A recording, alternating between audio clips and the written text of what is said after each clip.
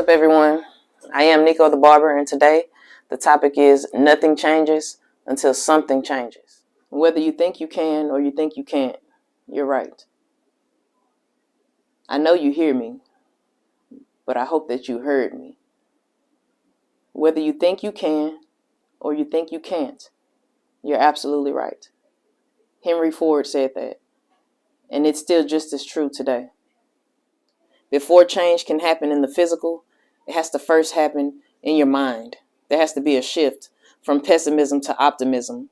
You have to go from having a lack mentality to having the mentality of whatever it is that I'm setting out to see happen, I can make it happen. Whatever venture I want to go on, I can make it happen. Whatever business I want to open, I can make it happen. Whatever weight I want to lose, I can make it happen. Whatever relationship I want, I can make it happen.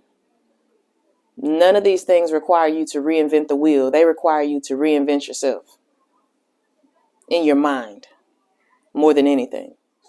Faith is the assurance of things hoped for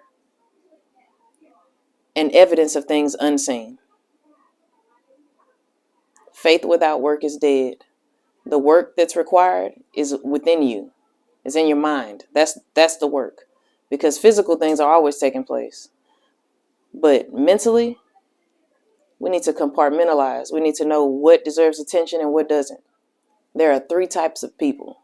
Those who make things happen, those who watch things happen, and then those who just wonder aimlessly about what happened at all. Which one of those people are you right now? Which one of those people do you hope to be? And then which one will you actually be? These are the things that you need to ask yourself. Assess your situation, whatever it may be. Note the advantages and the disadvantages of those situations. After you've done that, you can create a plan using the 80-20 rule, also known as the Pareto principle. Pareto principle. This principle basically states that 20% of your input is going to yield 80% of your output. This is why small companies hire small groups of people that all come together and work collectively to achieve one big goal.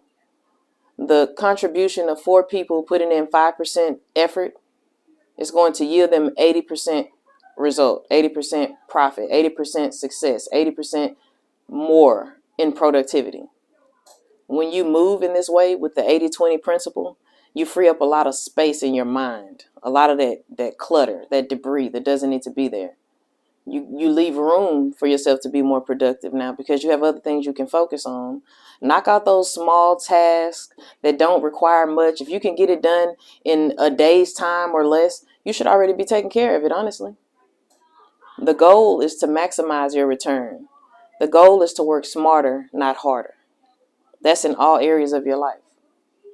We want to take the path with the least amount of resistance.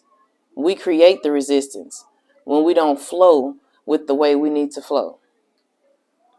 After you've notated your advantages and disadvantages, now you can go and visualize what you want to see change, how you're actually going to go about creating those changes, as well as how you're going to know when you've made progress for those changes. Because it's all about accountability and tracking yourself to make sure you're even doing what you're supposed to do. Are you committed to your cause?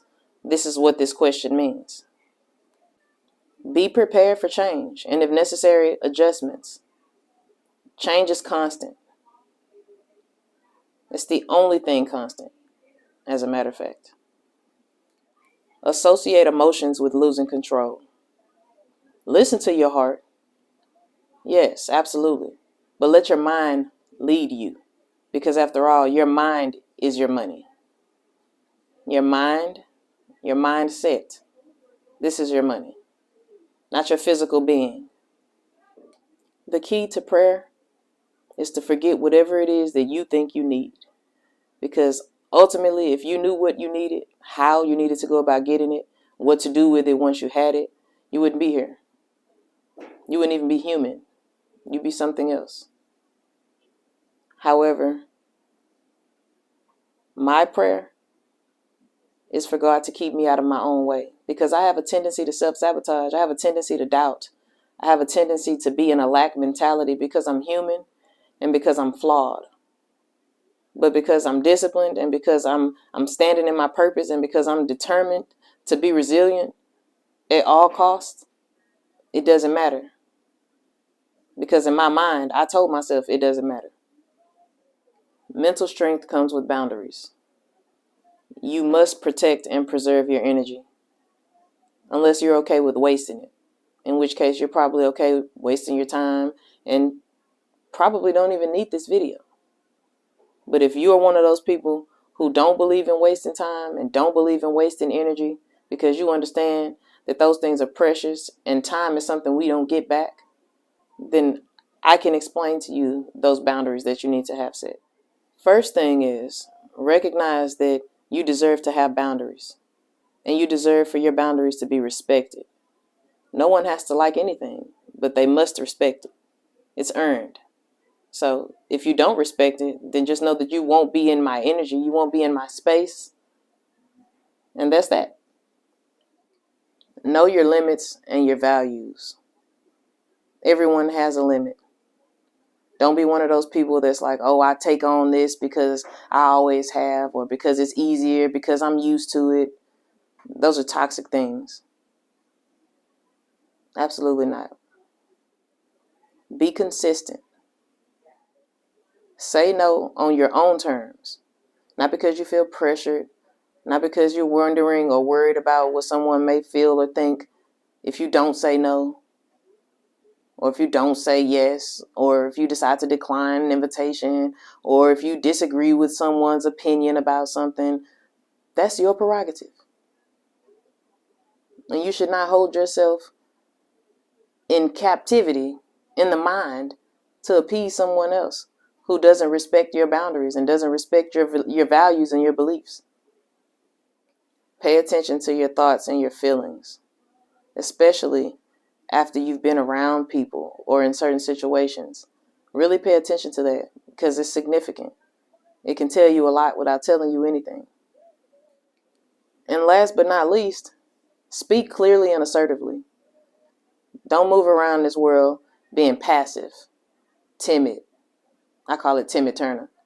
Don't walk around here on eggshells. Who you tiptoeing for? Put your feet flat on the ground. Stand in your purpose. Do things with conviction. Do it as though you already know that it's possible. Do it as though it's happening and no one else can see it, but it's happening.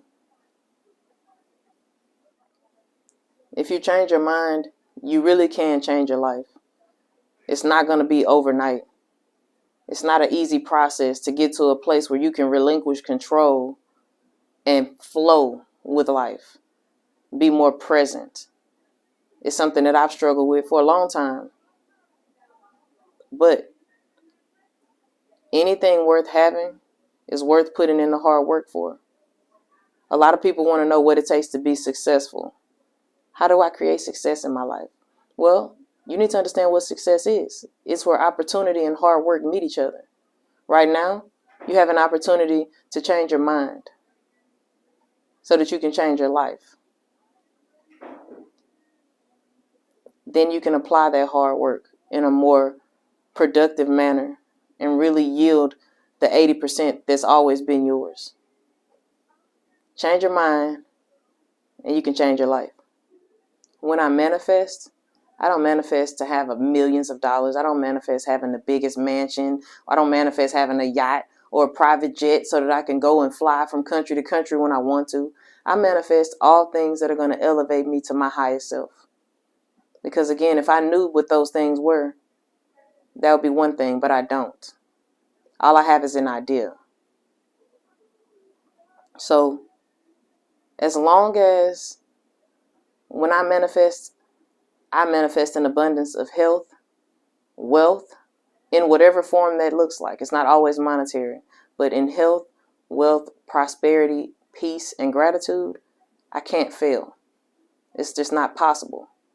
Because no matter what end I come out on, because I have gratitude, because I understand that life is not always favorable, I'll be okay. And that'll allow me to keep moving in alignment with my purpose. Because one monkey don't stop no show. One no doesn't mean that you will not get what you're supposed to have. One failed relationship does not mean you'll never be in love again. If you had an eviction notice, it doesn't mean you'll never have your own place again. If you have to file for bankruptcy, that doesn't mean that you won't be on top of your stuff again and still be able to have what's for you. If you had to take time off and you couldn't take that promotion, it doesn't mean that it'll never come up again. Be sure about what you want and where you are and what you need and what you're going to accept and what you're not going to accept. The more sure about things you are, the more sure the feedback you receive from the world is. If you like this video, if you like this content, if you want to further discuss this topic, whatever you feel, let me know. Thumbs up, subscribe, hit the bell. I'll drop a video every Sunday and we'll talk about something else.